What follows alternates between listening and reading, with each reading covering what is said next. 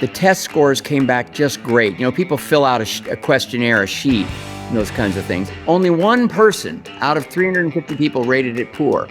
So, of course, that was the first card I had to dig out and find. And finally, on the back, he deigned to offer an actual opinion.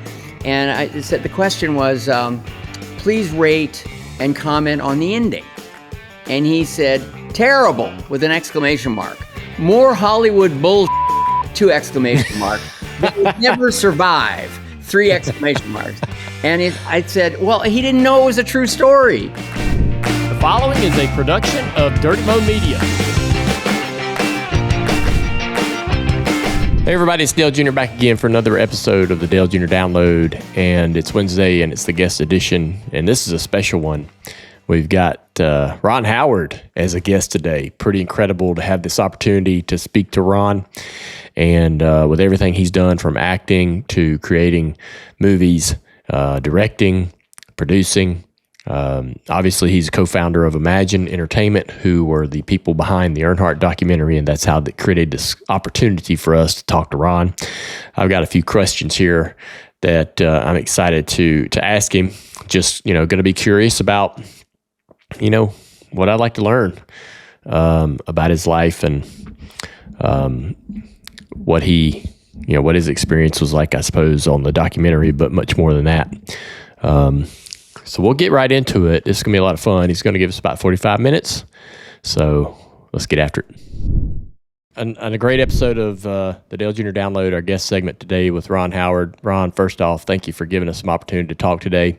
I'm really excited to ask you some questions. I compiled a list here of things that I wanted to ask you, but just want to say thanks for giving us some time today. Well, thank you. And let me jump in and just say that, our the film project that we worked on with your support, and it's something we're so proud of at Imagine. It's one of the best stories we've ever, whether it's documentary or scripted, that we've ever had a chance to work on. And your cooperation and your honesty is just really paved the way for some really great filmmaking. And Josh Altman, I wish I could say I directed it, but he did it. It's brilliant. It's just a great film. It's a great series, and I've been we're all so proud of it. Speaking for Brian Grazer, Justin Wilkes, everybody at Imagine, we're and people are really loving it. Prime doesn't give out numbers, but we know they're huge. That's good. So it's just been great, just great. Yeah, I will tell you, I was on a drive to a vacation home that we have with my family, and I got a phone call from Stone Cold Steve Austin in the middle of that drive to tell me about how much he loved the film. And I haven't talked to Steve in 3 or 4 years, but to my point being that I've heard from people that I hadn't heard from in many years, if not ever, about this. And I guess I'm thankful that not only Imagine was the team to take it on, because your group at Imagine, they're incredibly talented, and we'll get into that in a minute. But the scope and reach that Amazon has to be able to really get that out to the masses is something I wasn't sure how to anticipate. But I've really enjoyed the feedback and the reaction to it. I was absolutely real apprehensive about doing it, but when we knew your team was behind it, it gave us some comfort. And as we started doing the interviews, when we got to really know the individuals that were putting this together, we all kind of got along really well. There was a lot of trust, and as we saw the piece being edited together, that trust began to build. Had you ever been to a NASCAR race before? I have, the Brickyard, and all right. And it's a great event. I also went to an Indy 500 a couple times. Uh-huh. And then of course I made a movie about F1 called Rush. But I'm not really a motorsports guy. But I love sports for the drama. And what I've come to appreciate, and of course our series that we worked on, Earnhardt, is it's so it's a great opportunity to delve into the human side of something so challenging and so intense. And NASCAR is intense. I mean, I have a lot. I love what I learned about Formula One and the people who do it, and it's a very particular thing. But the battle royale that is NASCAR is just undeniable. And you know, and it's you know, it's the first movie I ever directed, by the way, which was called Grand Theft Auto in 1977, featured a destruction derby scene at the end. Yep. It was the big climax of the whole thing. Different skill set. Somewhat. Some of the old NASCAR drivers from back in the 40s and 50s were figure eight racers as well, which was pretty much chaos and destruction. Yes. So you talked about your impressions and enjoyment of being involved in the Earnhardt series and having your team produce it. And I have to imagine that so many ideas come across the table. I don't even know how you can. How do you pick? What is the process, I suppose, to committing to a project such as this? Well, it's different every time, as you can imagine, because that's the one thing about what we do is that literally every project is like a startup. You know, I mean, it's sure we have experience and relationships and things like that, but it's never anything you can count on. You got to go by your gut a lot. But you know, when the idea came to us, it was an absolute nothing but enthusiasm for it, because it combines some things that we really look for. That is, it transforms an audience to, and by the way, you know, documentaries and scripted movies are very different, as you can imagine, but they also share some qualities. And one of the things that we really look for, when I say we, it goes all the way back now, almost 40 years, to Brian Grazer and I in our partnership at Imagine. In fact, the partnership goes back further, but we formed Imagine about a little less than 40 years ago. And but we want to be able to transport audiences. So you want people who already think they know something about a world, if it's true, to be still surprised and feel like you got it right, or feel like you know, that they're really getting something that's rings true for them in an exciting way. And if it's, by the way, if it's a scripted thing and it's fantasy, like The Grinch and Whoville, or science fiction like, you know, Solo or something like that, you want people who love that genre to feel like, oh, this is a great version of that. I get that really. And then you just want something else. And the something else almost always comes down to characters, because that's where you get your surprises and your emotional twists and turns and your humor and your emotion. And again, with a documentary, it's really hard to get that in a family story if the family isn't really willing to be honest and truthful and really share archival footage and stories and be interviewed and all of those things. And but when we began to understand, not only would there be this amazing drama on the track, but this fantastic opportunity for an epic epic American family story that would be, even though it's about superstars, it's also super relatable. Because that's who you all are, and that's who most people are, by the way. But you know, but even though in NASCAR you're just geniuses and among the very elite, it's still the relationships and you know, the challenges that each generation had to overcome and deal with and cope with they're rich, they're relatable, and they mean a lot. So it's a long answer to your question, but it just so ticked all those boxes of really potentially great storytelling, and people who don't know anything about NASCAR or much about it, never thought too much about it, are going to be drawn into it and understand it in a lot more visceral, emotional way, And so for them, it's going to be a real surprise. So Yeah. that it's a long answer, but if you go into it looking for, because you love the sport, we wanted to deliver on that. If you go into it because it's a famous name and you hear it's good and it seems to be about a family, then we want to deliver on that as well. And this series certainly does. But you also then want to say, wow, you had no idea what NASCAR was about, did you? Wow. Well, look here, You touched on it just a little bit about the challenges of doing documentary or real life events such as Apollo 13. Discuss that a little bit, and I think I read somewhere where you were a bit apprehensive or a little, challenged because there's some limitation to creativity because these are real events. You have to abide by the guideline of actually what happened. So, can you describe? I started off acting. I would once in a while act in a story based on real events, but mostly what I did was comedy and growing up. Whether that's the Andy Griffith Show or Happy Days. And when I started directing, it was comedies like Splash and Night Shift and Parenthood. But I loved history. I loved documentaries, and I liked movies based on real events. But I always thought they might limit my creativity.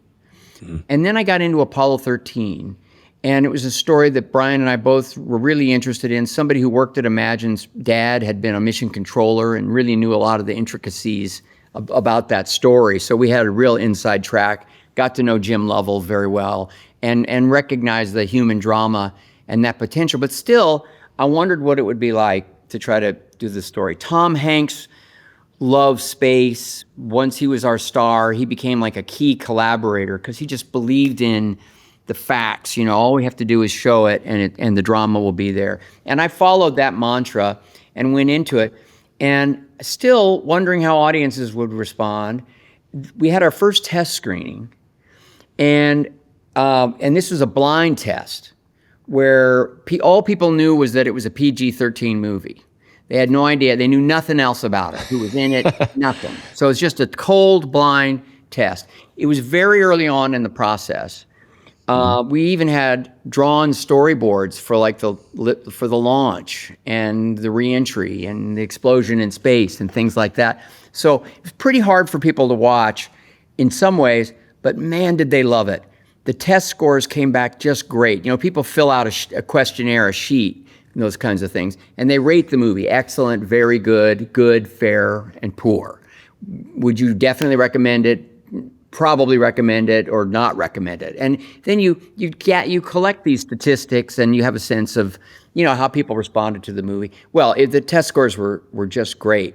And people have a chance to comment as well. There was only one person out of 350 people rated it poor. So, of course, that was the first card I had to dig out and find. And so I looked at it, and I'll never forget. Caucasian, male, 23 years old, wouldn't recommend it, poor, didn't put in any comments, didn't add anything, just kept these bold pencil strokes, And finally on the back, he deigned to offer an actual opinion. And I said, the question was, please rate and comment on the ending. And he said, terrible, with an exclamation mark. More Hollywood bullshit, 2 exclamation marks. They would never survive, 3 exclamation marks. And I said, well, he didn't know it was a true story. And I realized then and there that, in fact, these stories are liberating because you choose stories that are out of the ordinary. You choose events where human beings have, together or separately, somehow achieved something remarkable or experienced something in a really intense way. And, and you want to expand people's understanding of the human experience, whether that's a scripted drama. And then eventually I had the guts to actually step into the documentary world, which something I always respected but was intimidated by. And as a director, I've loved it. And as a company, Brian Grazer's always loved it. Justin Wilkes and Sarah Bernstein have just grown our documentary group. And man, I love the creative energy that comes out of the full-time documentarians. They are so cool. You've been exposed to them now through this. They're curious about the world. They're smart people. They want to really understand. And here's the other big thing that happens, Dale. And this is a big difference for a director. You have to go into it with a point of view, an idea about what you think the story is, whether it's about a life that's already been lived or events unfolding. Either way, but you have to be ready to be wrong. You have to be ready to be surprised and embrace that. And many of the films that we've already worked on, I've recognized that, more than halfway through, that there's a whole other aspect to this story that no one thought about, and that's revealed itself, that you want to really share with audiences. Yeah, absolutely. I think we experienced that through the through the making of Earnhardt, and I had always said that there's been a lot of different projects that celebrated Dad's accomplishments and the driver and the championships, the wins, the stats, the statistics, and the admiration fans had for him and the persona. But this one really dug into the human being better than I'd seen anything do in the past. I wanted to know if you had any emotion or anticipation, not just with the Earnhardt project, but over any project you've ever worked on in terms of public response. I was super anxiety ridden over how people were going to receive this, right?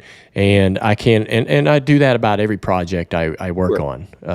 And so I'm kind of curious. I'm sure over time you get a little less sensitive to it, but in your early days, your first several projects, big projects you worked on and created, are you nervous until the public has them in their hands?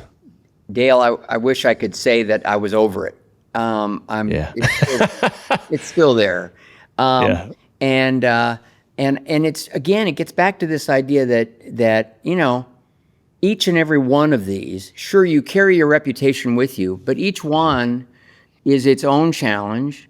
You've got investors. You've got your own time that you've put into it. You got the people who rallied around you to help be a part of this thing, whether they're the subject of the story or the people who work on it. And you don't want to let any of them down. Yeah. And again, we're not in a business where it works out all the time.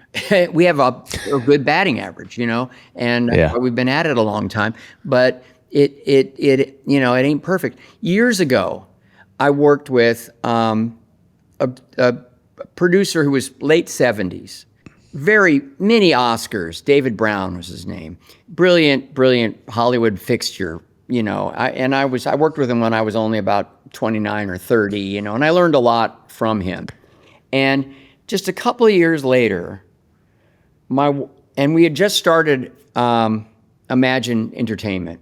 So my wife and I were also, invested in this new company and this new venture beyond just being hired to be a director or an actor. And we're having dinner with these folks, and again, they're about 80 years old. And one of them talks about the last movie that came out. The producer, David, and his wife's right there. And she's been with him all these years. And he's talking about it, and he said, we just couldn't get that one to click. It just didn't quite come together. And here's this guy with all these Oscars, very wealthy man, highly respected, and his head just drooped. And his wife of 60 years had to reach over and hold his hand and just console him for a minute, because I had to admit that at this stage, that his last movie didn't quite come together, and wasn't a hit. And Cheryl just looked at me like, what am I in for? And fortunately, she stayed in. We're about to have our 50th wedding anniversary next week. Congratulations. Thank you. Hey, it's Dale Jr. Did you know that we've got brand new merch from our Stars, Stripes, and Beers collection available now? We've got tanks, tees, beach towels, and more just in time for summer. Check it all out at shop.dirtymomedia.com. Is there a project that you remember that it kind of floored you on the positive responses that you had? Well, a lot of them have floored me commercially. Like I didn't expect Apollo to be that commercial because other true Really? life space projects had been good, but Yeah. nothing had taken off with the public the way Apollo did. It's meant a lot to me the way The Grinch, which was the #1 movie the year it came out, but the critics Yeah. were sort of 50-50 on it, and it did super well, and Jim Carrey was great. But the way that has turned into a Christmas evergreen, a movie that people Yes. see every Yes. year. I can't tell you how moved I am by that because it was a really hard movie to do. And even though we did Yeah. well commercially with it, it wasn't like embraced by the critics at the time. And so the fact that it wasn't fully embraced, they didn't slam it, but it was just mixed, And and so that's that's one of them. Sometimes you have movies that come out and the audience rates it very high, but the critics don't. I've had that happen a few times, and that's a little frustrating. I've had What do you think creates that situation? sometimes there's certainly with comedies. That sometimes it happens because it's just what the audience wants. It's just full throttle entertainment. It's just playful, and critics might look at it and say, well, it's kind of simple and dumb, but they're missing the point. Sometimes, to get to that place of comedy where you really just, as an audience, just lose yourself and let yourself go, it needs to just be simple and straightforward, and that's okay. So sometimes there's a disconnect there. But let's see. I'm trying to think of like huge. Well, when Splash became a big hit, that came out of nowhere, and it became a top 10 movie that year. And I remember that. It's interesting to hear you say it come out of nowhere because I remember it just being insanely good and everybody thought it was awesome. Well, thank you. But you had your expectations were modest. Yeah, because Tom Hanks was not a star. He was just fresh Right. off of a TV series, Bosom Buddies, and so we didn't have big names in it. And at that point, Disney had not had a hit in a long, long time. This is not the Walt Disney Company that we think of today. There was a period where, it was like their movies were things like Gus the Field Goal Kicking Mule and stuff. They just were not having a lot of success. They were way down on the totem pole in terms of prestige or even commercial impact. And we were also their first PG movie. And they created the brand Touchstone so that they could release Splash because they were terrified that it was a PG movie. Yeah. And so there were a lot of, so that was a tremendous overachiever in terms of what anyone would have guessed. I was proud of the movie, and it had enough test screenings to know it played well, but it doesn't always translate. I've had movies that tested super high, like almost perfect, and those movies didn't turn out to be as commercial as other movies because of the timing of the release or something. Like Cinderella Man is an example of a movie that very high, right up there with Apollo or 13 Lives or any of my highest testing movies, Splash or any of them. And it came out, it did okay, but it just didn't quite, turn that corner and be that big hit that year. So you never really know.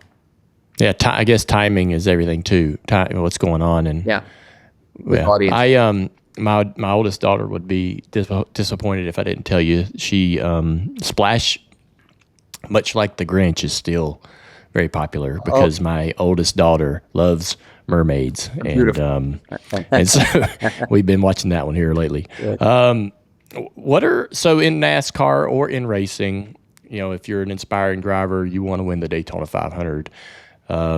Trophies, checkered flags, certain racetracks are things that you look out into the future and you want to attain. What are the victories for you? And I guess more so, not so much in the acting part of your life, but in where you are today. What are the victories? I know that maybe the individual awards are tough because it's such a large group of people that developed this project. Right. But what are some of the more what are some of the awards that you've won where you're like, man, I never dreamed I would have this opportunity? Well, I mean, my problem was that I did dream of it. And even after I became a successful director commercially in Hollywood, and even among critics, and that I still wasn't nominated for an Academy Award. And in the movie world, that is it. That if you can get into that tiny little circle, hit that little bullseye.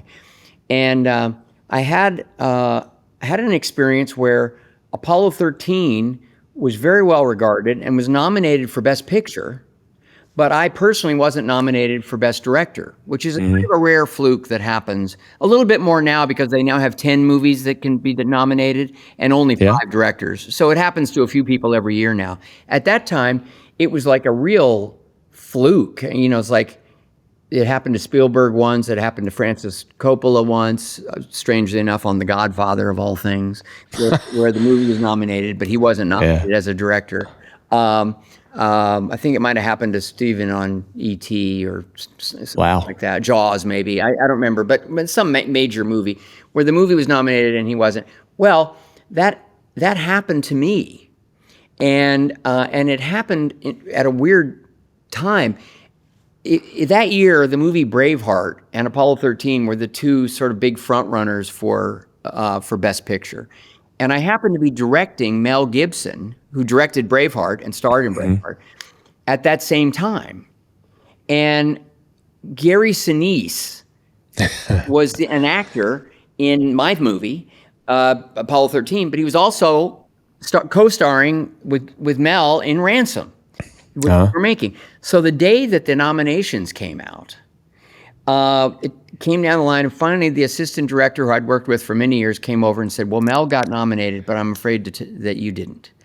And everybody on the set knew this. And this is, I'd come close a couple of times, but I'd never been nominated. And I was nominated for the Directors Guild, which I ultimately won that year, and Golden Globes. And so I just felt like I was kind of a shoo-in, that I was at least nominated, even if I didn't win. And I didn't get nominated, and I didn't really know what to say or do, but Mel came over, and we were getting along great, and he's a great guy to work with. I know he could be a wild man in the outside world, but as a filmmaker, he's just a great team member and a great movie mind. And he said, "Oh, I can't believe it, man. That's just ridiculous." But no one knew really what to say. So now we had to rehearse the next scene, which was this confrontation between Gary Sinise and Mel Gibson. And so Mel's supposed to be over here in the hallway, and I say, "Okay, well, let's rehearse." And then Gary is supposed to make this entrance and come up, and he does. And the crew's watching because we're gonna figure out where to put the cameras and line up the shot and so forth. And he says, stops, and he says, loud enough for the crew to hear. He says, hey, Ron, hey, listen, I'm a little confused here. When I come walking in, and I don't know what the first thing and then he turns and he says, what the hell am I talking to you for? Hey, Mel, what do you think I should do? It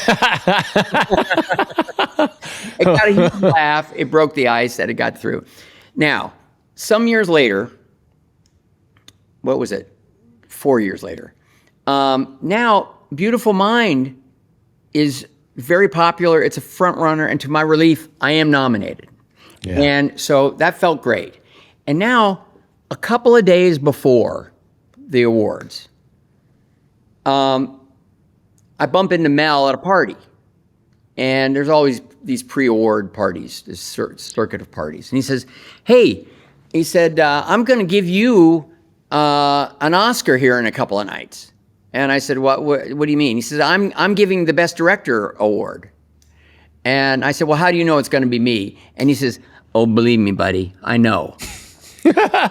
Mel is crazy enough to say whatever he wants to say on stage, no matter what it says on the card. So when that time came and he did say my name, I went up there, I gave my speech, and I turned around and said, you better show me that card, buddy, right away. And it had my name on it, thank God. So that was a big event. Otherwise, it's been the long-running success of the company and and our partnership. And it just never gets old when something, and I'm not just buttering you up, like Earnhardt comes along and it just breaks through, and you just feel like, wow, every so often things just click. And it's thrilling to be around the creative process, and it's thrilling to recognize the audience. And we get that, often enough that it really keeps us going. You mentioned the creative process. I was lucky enough to kind of meet most of the team with the Earnhardt project, but there's Imagine's a very large company, and if correct me if I'm wrong, but you're working on multiple projects at once. And I have to imagine that your direct involvement has changed over the years, but give us an idea of I guess, how critical you are of the projects as they're happening. Is there moments when maybe you make suggestions on the direction of certain projects? How plugged in are you? It depends on what the projects need and kind of what I'm in the middle of. So as Earnhardt was happening, I was directing a movie called Eden, which is coming out in August here in the U.S., and that was in Australia. And I was also finishing up a documentary that I was making about Jim Henson, and just starting another documentary that I'm working on now that hasn't come out yet. So I was in, pardon the pun, in the driver's seat on a couple of projects that were underway and taking my attention. When that happens, I see a cut. I saw, the first 3/4 of a couple of episodes of Earnhardt, and they were great. And they didn't need my help, and they didn't have any questions for me. Sometimes I can be really useful, and they'll ask me to look at something because they're searching for an answer.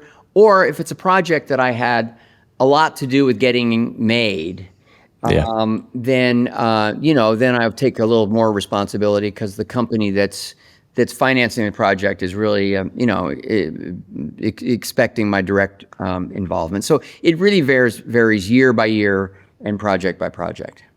We're going to take a little turn here toward your acting career. I wanted to, when I look inside of a race car, for example, and I look back at a car that's raced in the 60s, 70s, and on up through the decades, and see the evolution of safety. It's insane for me to look at a car that I drove 20 years ago, and I thought that was the safest thing possible. But now we have so much more new technology.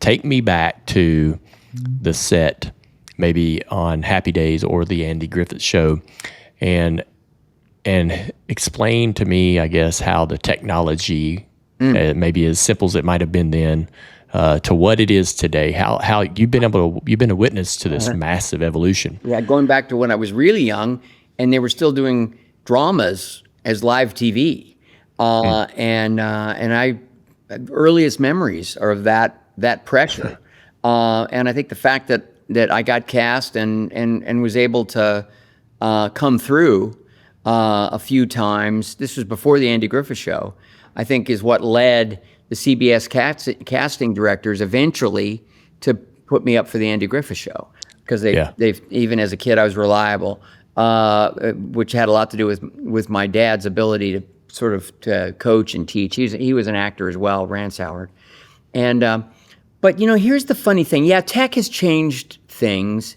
and it's for the most part made it easier.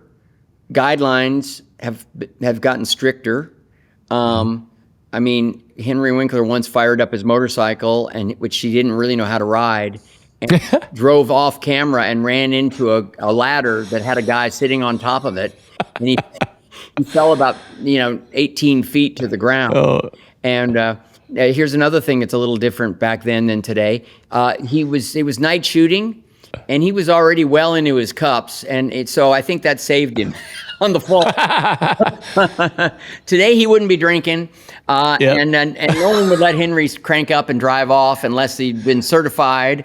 And there were a lot of things that what the tech does now more than anything is it allows the director to get on screen more of what's in his or her mind's eye than ever before.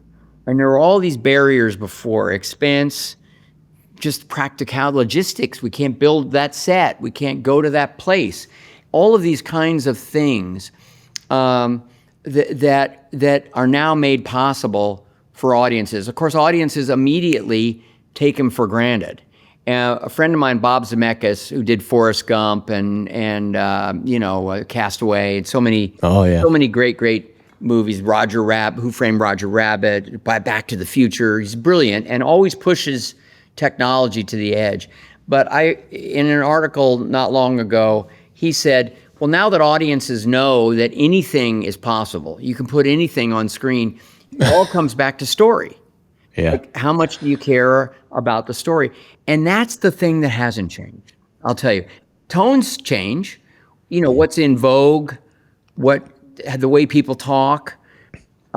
But the idea that what's most entertaining is what you're seeing some characters go through, whether that's in deep space or in fantasy character in an animated movie, a documentary like The Family of You and Your Story and Your Family, or something scripted like Beautiful Mind or the upcoming Eden movie. It's really about how interesting are those characters and what does it make me think and feel to be alongside them, see what they're up to. You decided to move from in front of the camera to behind the camera around 1980. You did a couple more cameos on Happy Days before you finally wrapped up your acting career.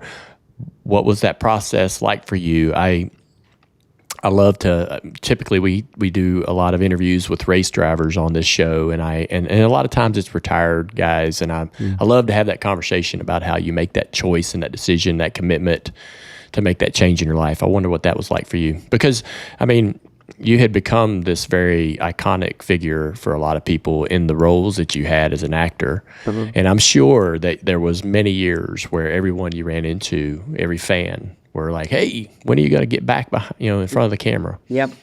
I still get it in some ways, but it goes way back.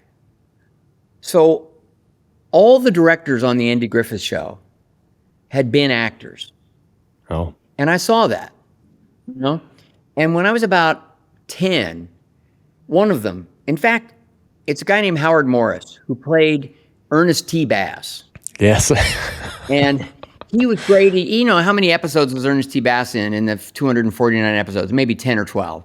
But he was so smart and famously funny. He used to be a big star in television a decade before in the Sid Caesar variety show, which was kind of like the Saturday Night Live of its time.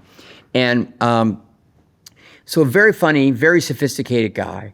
And he directed a lot of our episodes, and in fact won an Emmy or two for directing Andy Griffith Show episodes. But we had a lot of actors. But he was the one that came up to me at one point and said, Ronnie, I was 10.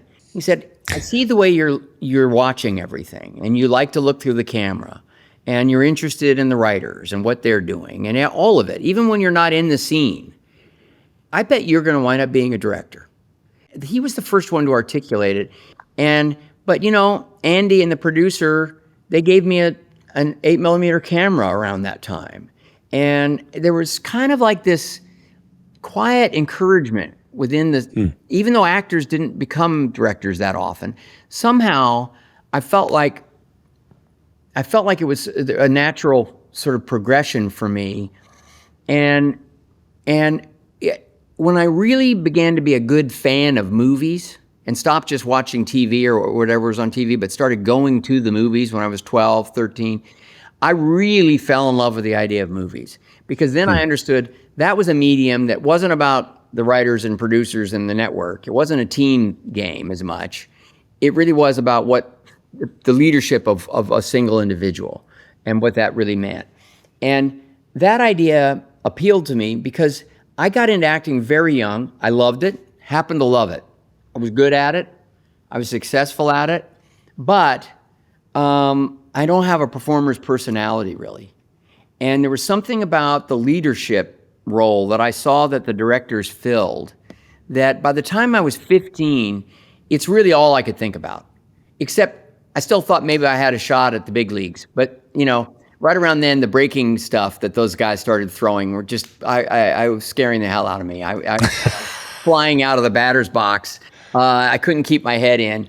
And then I broke my jaw playing, and I just was Dang. one thing after another. And I sort of said, I think that directing, I'm gonna pick up that Super 8 camera that Andy gave me. You mentioned going to movies, so my next question kind of involves the changing or the constant evolution of how we consume the projects that you guys create. Me and you both have been around for the drive-in movies, Yep. and then the going to the theater with your family or friends, and now the streaming platforms and options we all have. Yeah. How do you stay ahead of or capitalize, I suppose, on the changing landscape? Well, capitalize is the better word, because we tell stories, and we're pretty agnostic about where and how people see them, as long as we get to tell the stories we care about and that we're excited about. And there was a time when you couldn't have made a documentary as long as the Earnhardt series is, because no one would run it. It'd be a movie or a TV special. They wouldn't have a documentary series. We wouldn't go in depth like that. So that's an example of being able to take advantage of a change in the distribution system and the platforms, and technology plays a big role in that, But I love movies, and movies aren't going away. They're, it's not going to be the predominant way that people see cinema, but it's going to be an important way. Yeah. Like when I was a kid, a lot of old timers would say, "Oh, I miss vaudeville. I miss the radio shows." Yeah. And they used to do radio dramas and comedy. Mm-hmm. Well, those all became just television shows or sitcoms, basically, and they stopped doing them on the radio, except now they're doing dramas for podcasts. And podcasting is kind of this evolution of radio, and that's far more expansive than it ever was. Vaudeville, that was people going on the road and singing and dancing and telling jokes and doing juggling acts and magic and stuff like that. But now that's Vegas, that's Cirque du Soleil, that's stand-up comedy, that's Taylor Swift on the road. Instead she would have been a vaudeville star in those days. Now she's her own act. And so the talent involved in entertaining people in various ways, which I'm in the entertainment business. It's storytelling, but it's also engagement through the ways human beings can kind of, convey a feeling and entertain you. It changes, and you just have to be ready to take advantage of it, whether it's short form or epic. And so as a company, we try to be sort of able to recognize the best platform for an idea, and try to find the right financial partner and distributor to make that come together in the right way. All right. Well, we're coming to the close of the interview here, but I got a couple of quick hitters for you. Okay. The project that you're very passionate about that you have not yet created. Oh, well, I've got, oh my God, Dale. I'm 71 years old, and I'm not sure I'm going to get to make them all. By the way, Clint Eastwood just announced at age 95 he's starting another movie. So God bless Clint. Ridley Scott, you can do it. 85 and doing killer work. Same with Marty Scorsese. So if I can keep my health, I've got some movies left in me. But I've got there's a project I'm getting ready to work on right now. I hope.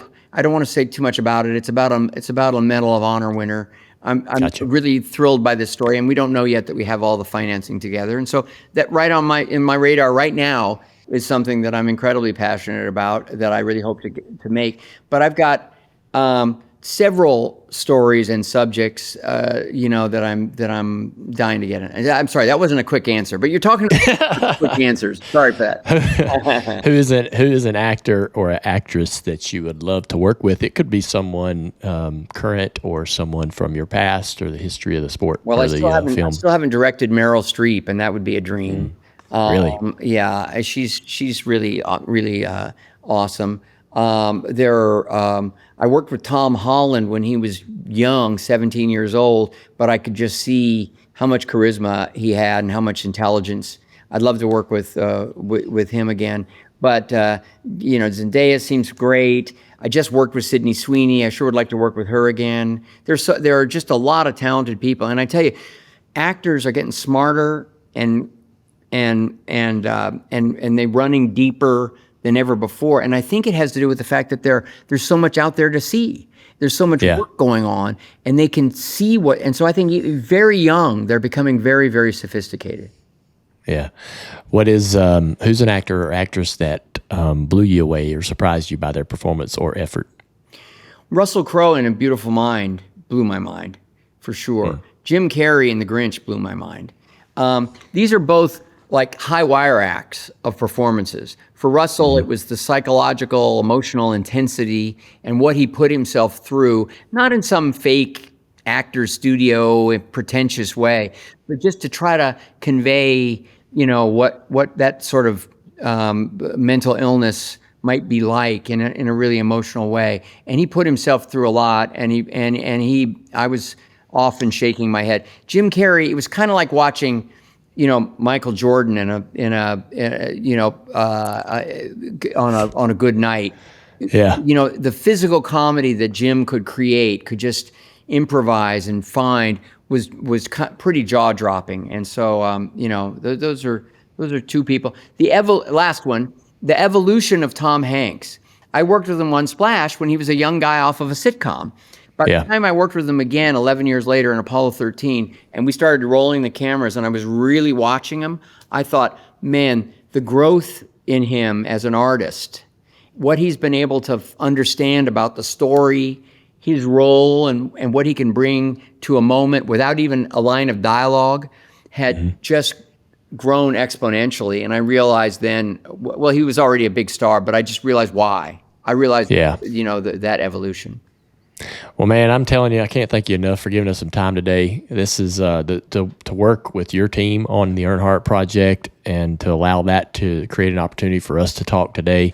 This has all been just incredible, a great experience for me. Thank you for the conversation. It was really insightful. I really enjoyed it. Got all my questions in, and we just want to say thank you. Beautiful, very mutual. Thank you again, and I'm going to plug the Earnhardt series. You got to see it. It is good. It's really pretty unbelievable. So thank you, Ron Howard. Not just him saying it, I'm saying it. All right. Okay, take care. All right, everybody. That was a great conversation with Ron Howard, and maybe you could tell, but I was a little bit nervous.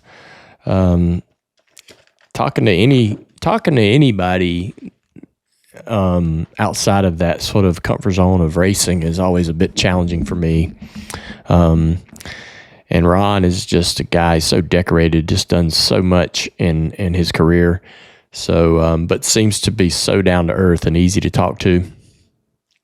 I literally, forgive me, Andrew, you compiled a really nice bit of notes for me to use for this interview, as you often do, and some of that stuff that you put in there might have made it into my questions, but all the things that I asked was off of a note on my phone, and you're just curious. If you just be curious, right? It seems like that he really had a good time on the show, so I'm thankful for that. But just awesome chance to talk to him. Had never considered really having him as a guest. Obviously didn't think that was even a possibility, but to be able to ask him about the decision to get out of acting, I kind of wanted to lean into that a little more because, how I didn't know how to really ask him about, like, could he even admit that it might have been tough to give up the fame aspect or the celebrity? Maybe back then he wasn't even affected by that. It didn't seem like the kind of person that would be. But he seemed to be so oblivious to maybe his standing as an actor. Happy Days was a big deal. The Andy Griffith Show was a huge deal. He was a household name, right? And he went behind the camera without hesitation, apparently because of his curiosity and passion for storytelling and creating a project like a movie or anything, right, that he's ever worked on. So I guess he just really wanted to go tackle that challenge and do something great. And he ended up exceeding all expectations, probably maybe even his own, but pretty awesome conversation. Just, and I'm thankful for all the great things he said about Earnhardt. I mean, listen, he's such a busy guy. We talked about that a little bit, about how many projects they're working on. And he talked about how he would see pieces and bits and pieces of the Earnhardt project, and it looked great. So he was like, I don't need to get involved there. They're going down the right road. And, but it's just nice to hear him, be appreciative that they did it right. He said that they got a great batting average on their projects that they work on, and some exceed expectation, and feels like that they're very proud of the Earnhardt project. But that was fun. What do you think? Oh, I loved it. Yeah, I mean, he's such a good storyteller. I mean, I know it's like the obvious spoiler alert, but obviously in the films and documentaries and TV shows he does, but just the way he told some of those stories about Tom Hanks and Mel Gibson, like that was it was entertaining to listen to. Yeah, I agree. He gave us some nice little, kind of interesting things that were, that happened between him and some of those folks. And could you imagine running in those circles?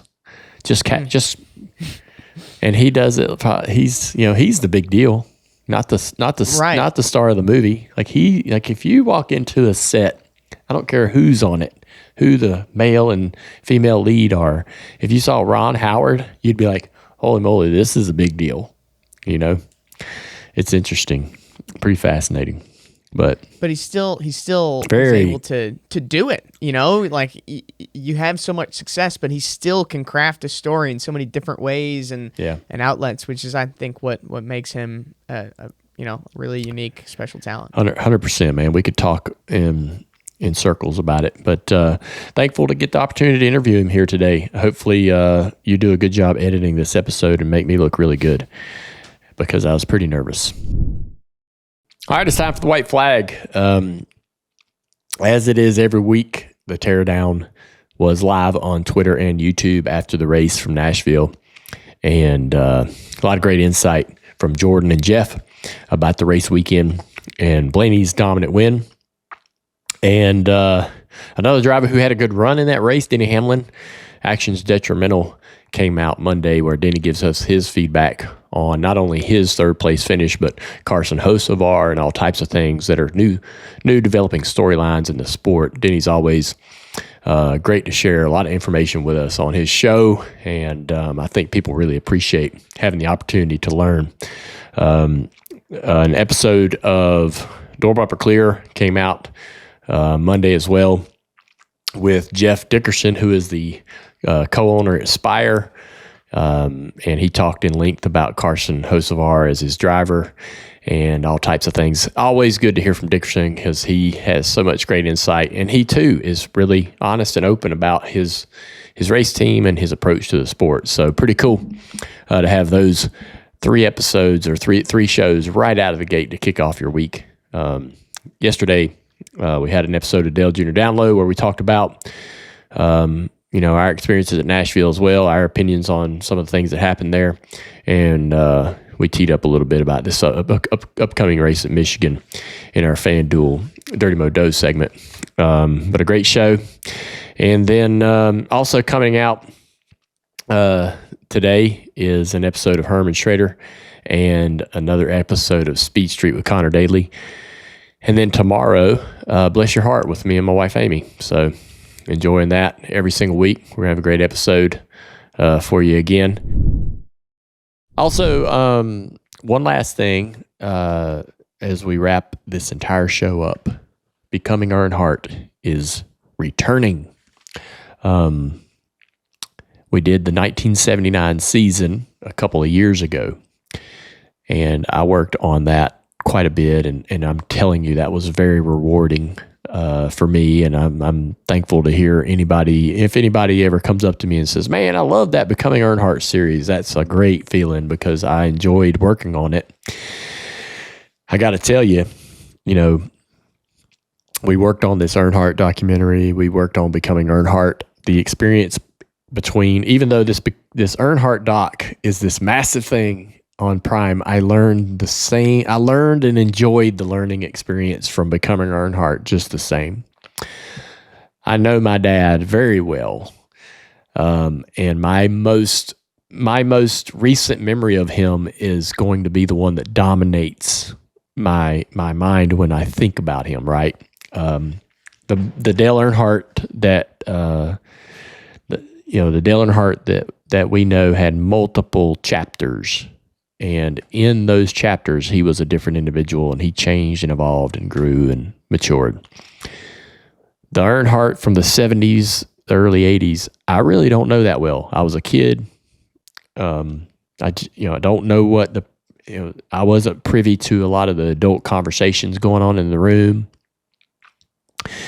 And so the more I can dive into that part of Dad's life and learn more about him, and that helped me understand him, the better. And so I've really loved it. So we did this 1979 Becoming Earnhardt. It's been out for a couple years on our Dirty Mo Media platforms. And it really, I did a lot of work, dove right into the stories and found some really cool stories. And so finally, we have finished working on the 1980 season of Becoming Earnhardt. That's coming out, I believe, on June 15th. And I can't wait for people to hear it. I hope everybody enjoys it. This one's a lot neater. And by neater, I mean the episodes are a little better packaged, easier to consume. The Becoming Earnhardt 1979 season was far too thorough, and I was way in the weeds with a lot of stuff that I just wanted you to know everything. I wanted to tell you everything that I'd learned. But we've created a new second season here for 1980 that's a lot easier to consume, and so I'm very proud of it. So that'll be available, some new content, from Dirty Mo Media coming out on June 15th. Thanks for listening, everybody. Thank you, Ron Howard. Thank you, Imagine Entertainment, and thank you, Dirty Mo Media, and our whole staff. Great time today, and see you tomorrow. Bless your heart.